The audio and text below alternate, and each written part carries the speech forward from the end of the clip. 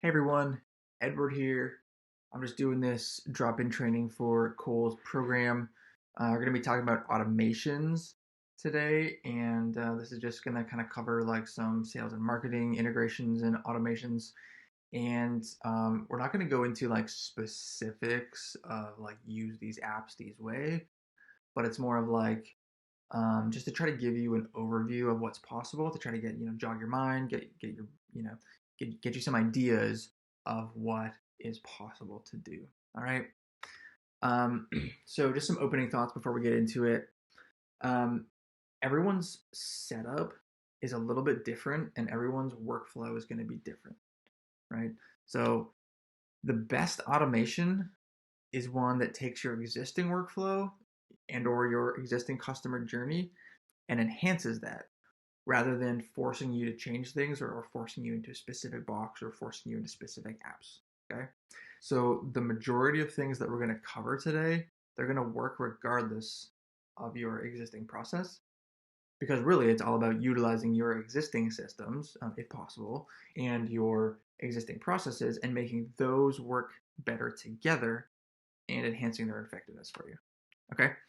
So let's talk for a minute about automations, what they are and what they are not. All right. Automations are to reduce the number of repetitive tasks that you're doing manually over and over in your business.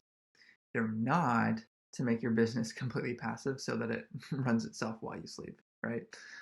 Um, they are not to remove the human touch points so that you sound like a machine or a robot and so that you like never have to talk to anybody, but they are to free up your time so that the human interactions that you do have with people, with leads, with prospects, with clients, can be deeper and allow for a better quality connection with those people, the people that you're serving. Okay. Some people, for some reason, have some weird beliefs about like the term like automations, as if it means that they're going to lose control of their process or of their business and they won't know what's going on anymore. Might be afraid they'll sound like a robot.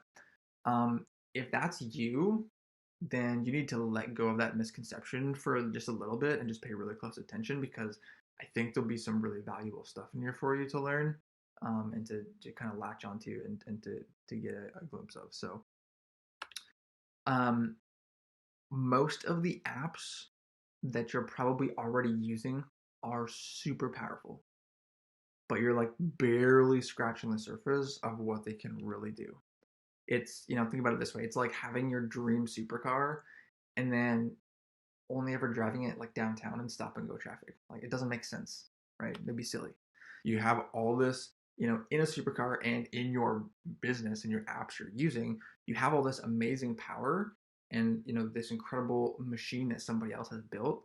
And yet most times, nowhere near using it to what its actual full potential is. um, when it comes to like automations and integrations and this type of thing, the possibilities are literally endless of what you could do and how you could make your existing systems work together to save you a ton of time. Um, like there's so many possibilities for how to make it work. Okay, so let's just go ahead and jump into some. I'm going to give you some examples, and we're going to talk about like some specific apps and ways you might be able to integrate them. Okay. So some of the most popular apps that I have worked with clients and stuff is like for booking and scheduling would be Schedule Once or Calendly. There are some other options in there too. These are two of the ones that I've worked with the most and that I most are the most popular. Email marketing. This is obviously like an endless list when it comes to email marketing apps, but like Infusionsoft, Active Campaign, probably like two of the biggest ones, and then there's Entrepreneur Kartra and a billion others, literally. Um, when it comes to like CRM and sales pipeline apps, there's Pipedrive, which is my personal preference. That's what I'll be referencing a lot in this training. HubSpot, which is Cole's preference, as you would have seen if you have already watched the video on his pipeline setup and stuff. He's talking about HubSpot. And then Active Campaign and Entreport both do have like a sales CRM where you can create deals and stages and that type of thing. They do have those built in on some of the higher plans, but they're not really something that I would recommend necessarily. Just they don't have the same features and the same flexibility as Pipedrive or HubSpot would have. Okay. So for applications and forms, there's like Wufoo, Google Forms, Typeform. Forms built into your booking software that people fill out when they book the call. Like almost any form app or software can be used for this type of thing, right? Pretty much all of them can be used. Okay. The point here is that I'm trying to make it's not about using specific apps, right? It's not locking you in to like you must use these apps and do these things with them. It's all about leveraging what you're already doing in order to streamline your current workflow. Okay, so I'm going to hop into some specific examples here, and well, not specific, but some ideas of what you can do with some of these specific apps, I guess is a good way to put it. Okay. So ManyChat, if you're running paid traffic to ManyChat, there's a good chance that you're not utilizing ManyChat fully, or even some of the more advanced features. Um, One of those things that you could be doing is if a user takes an action in ManyChat, so whether that's clicking a button, replying with text, doing a quick reply, whatever that looks like, um, you can have that. If that person is in your sales CRM already, you can have it move that person to a new stage in your sales CRM, okay? Or they could be added to a new sequence, or added a new tag in your email marketing software, segment them differently based on actions they're taking in ManyChat. This would be if you're using ManyChat as more of like a ongoing nurture system versus just an initial opt-in system. Okay. If somebody clicks a button in ManyChat to say watch a training, right? This kind of builds on what we were just talking about. If you're sending out trainings or sending out different pieces of content to your subscribers in ManyChat, and say they click a button to watch it or to download it, you could then automatically have that add a note in Pipedrive or HubSpot so that you can see all the actions that that person is taking inside of ManyChat um, on one screen inside of Pipedrive. So you would have a record in Pipedrive of the actions that they've taken. So you'll be able to see on one screen like what they've been doing, and you won't have to go like into multiple different apps to try to find this stuff. You'll be able to find it in one screen in your sales CRM. Okay. When it comes to booking and scheduling, obviously, like a lot of people will maybe already have this type of automation set up in like a really basic manner, in terms of like someone books a call, add them to my sales system, right? But there's some really really cool stuff that can be done here to save you a lot of time. That's a little bit more advanced. That we're going to cover some possibilities there. Okay, so if you already have the initial like call book to add to Pipedrive, for example, okay. Um, Something else you can do on top of that, if you have a second stage of an application, so they book the call redirected to a page with the application on it, you can do like when that application is filled out, take those answers from that application and add it to that deal in Pipedrive, so that when you open that deal, you have the answers to their application in front of you. You don't have to go looking in your email or go looking in other places to find it. It's all in front of you there. And then you can move that deal to a new deal stage, so that if you look at Pipedrive, you'd be able to see, hey, these people have booked calls, and these people have booked calls and filled out the apps. So now these people here in the column of just calls booked, these people still need to fill out their apps. Whereas the other stage is the people who have booked a call and completed the app, and their answers are in the deal. Okay. Another step to add on kind of to the end of that, as an example, would be to create an activity in Pipedrive for that deal for example, for tomorrow morning at 9 a.m. for someone on your team to review the application answers. And then if needed, reach out to that prospect for clarification or to cancel the call, or, whatever that looks like, right? So that activity can be synced with Google Calendar, so that it would, create an activity on that person's calendar, so they would get a reminder, then, the works. But that's kind of the gist of that. They fill out an application, adds the answers to Pipedrive, moves them to a new deal stage, so their application is done, creates an activity to as a reminder to review their application answers, so you know whether it's a call you want to take. Have a little bit more info on that specific prospect. Okay. Um, if you have a really high volume of calls booked and a ton of apps to review, then you could set up an auto cancel. Okay.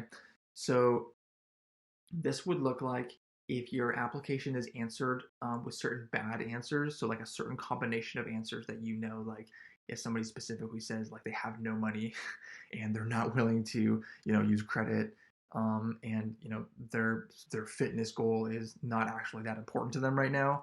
If you were to say those three answers together equals I don't really care to talk to this person on the phone. You could say if those combination of answers are given, then automatically cancel the call and then like send an email or whatever that looks like, a text message, send them a message on ManyChat to that person, just letting them, hey, your call's been canceled. Send a message to your team in Slack, just to notify them that an auto cancel happened in case they want to review it, just to make sure, type of thing, right? Another one you could do would be like if your calendar is too full, so that you're booking too far in advance and there's people taking up slots on your calendar without ever filling out the application, so they'll book a call but then they won't do the app. What we can do is, like, I've done this for a number of clients, and they rave about it because it saves them so much time. Is if the call is booked but the application isn't done within a certain amount of time, whether that's like 2 hours, 5 hours, 8 hours, whatever, it doesn't matter. If the call is booked and the app isn't completed within a certain amount of time, then you can cancel that call as well automatically. And then, again, send an email to that person, send a text message, send a ManyChat message, wherever you've been interacting with them already. Contact them there, let them know, hey, your call has been canceled. Here's why. If you want to rebook, here's the link to go ahead and do that, right? So that's an example. Obviously, like, the auto cancel isn't for everyone. It's like this really depends on your lead volume, and your current workflow, and like how those things work together. But this is an example of something that I have set up for multiple clients, and when that lead volume is high and the calendar is full, if you're auto canceling those calls manually, that can take a lot of time. And so something like this can really help, just cut down the manual time that you're spending on those things. All right, onboarding. So if you mark a deal as one in your sales pipeline, or some other trigger, whatever that looks like, this deal hits a certain deal stage, you could have it tag that lead in your email marketing software and start an onboarding sequence. So whatever that looks like for you in your onboarding process, that could be like a welcome email, that could be sending them, sharing a file with them on Google Drive, that could be sending them a link to book their kickoff call, and you can pre-fill that call, that booking page in Calendly, Schedule Once, whatever that is, with their name and their email address pre-filled. So you can just cut down the amount of steps that person has to take in order to get that first call booked. They don't have to enter their info again. It's already there. They just got to literally choose their date and time, and they're done, right? You could send that contract through ManyChat.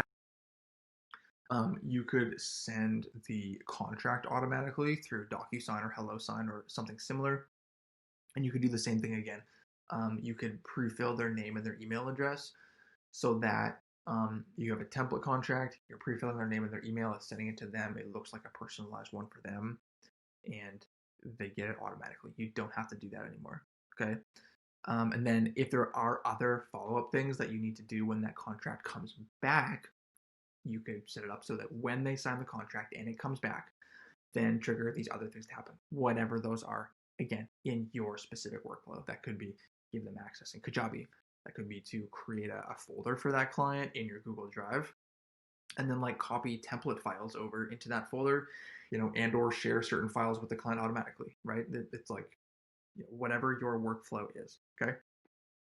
Have it send a message to a channel in Slack, just to let you know that the contract has come back, and then create an onboarding checklist for your VA to handle in your project management system, right? Like, It's just whatever the things you are doing manually, just have them happen automatically. Okay.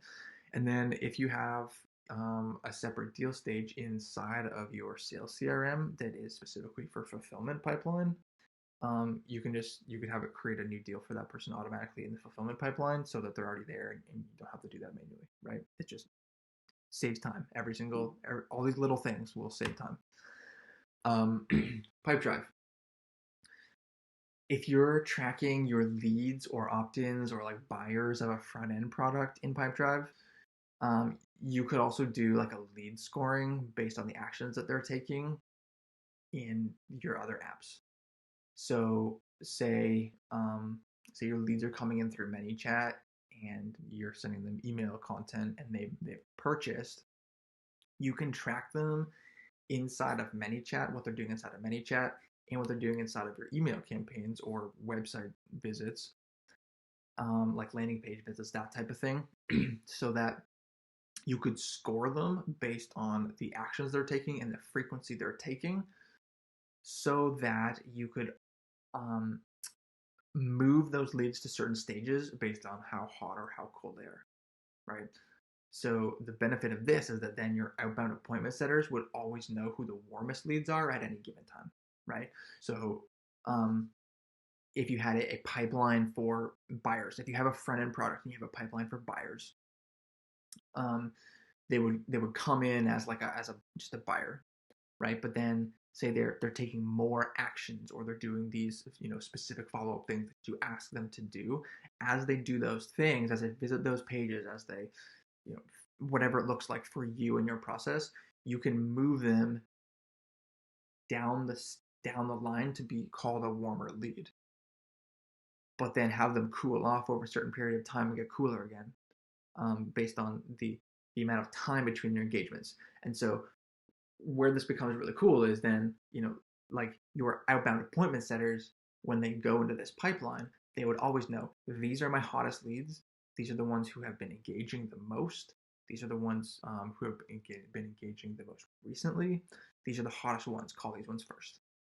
Try to get these ones enrolled first, and then from there you'd have different stages from like extremely hot to extremely cold or cool, right? So that you'd always know who the right person to call is at any given time. Okay, so the possibilities are endless. They really, really are. Like, you can pretty much do almost anything. Okay, it's not about, sorry, it is about what works best for you in your business. Right? Some of these automations and some of these things that we talked about might have nothing to do with your business. Yours might be something completely different. You might use different apps or your process is different. The point is that these are ideas to get your mind working and thinking about what could be done. What we talked about is not going to apply to every single person, but it's the idea of, to get you thinking, what could I possibly do? Okay. All right. So wrapping up, the main point in all of this is just to make your multiple apps and systems feel more like one cohesive system, right? Most of us are using so many different apps every day that aren't really connected that well. And so it feels like a bunch of different apps, whereas the point is that we want to make those apps work together and feel like one cohesive system. There is no system that does everything well. If there were, it would be amazing and would be worth so much money to eat to every one of us, right? If there was an app that did exactly what we needed and did it perfectly every time, it would be crazy. It'd be worth an insane amount of money to us, just from the time saving. But unfortunately, that's not possible.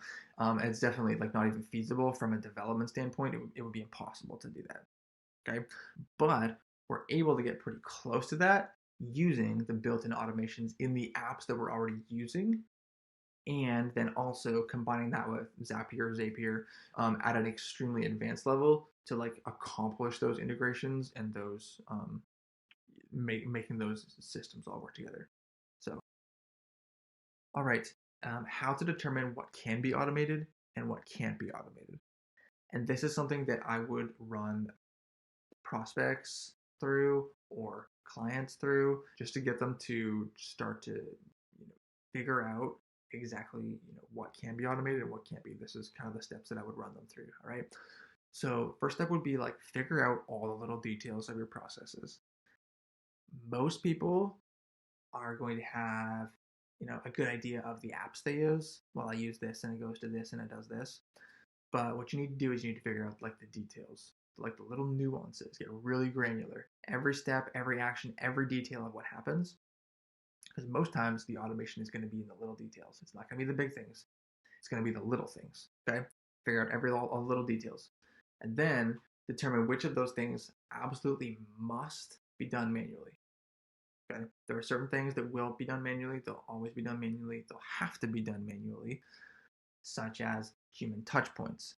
Okay? Um, most times, the manual things are going to be the human touch points. Okay? Um, good question to ask yourself. Where does my prospect or my client really need to hear from me or my team personally? Okay. An example of this would be um, sending a template email to a client versus sending a personalized email, right? You could still base it on a template, but maybe they're struggling with a specific thing and you want to speak to that specific thing, right? You don't want to automate that. You want to have it go to them. That is something that you don't want to automate, okay?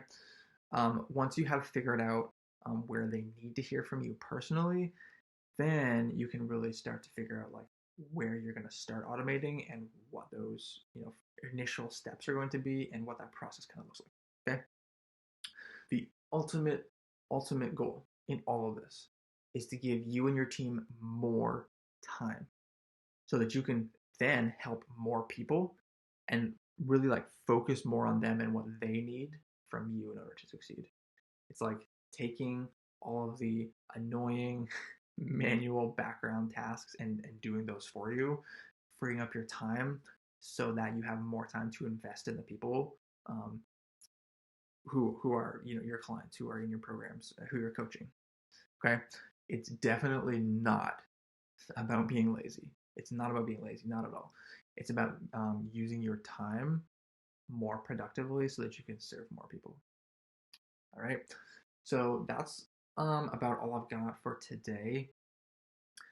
If you guys are interested in like, if you have any questions or you're interested in what this might look like to, to install some of this into your business, what that could possibly look like, there should be a button below this video. And if not, just reach out to Cole or somebody on his team and they'll connect us for sure. But yeah, would love to talk to anybody that has any questions about this and love to see what we can do for you. So thanks for hanging out with me, guys, and hope you have a great day.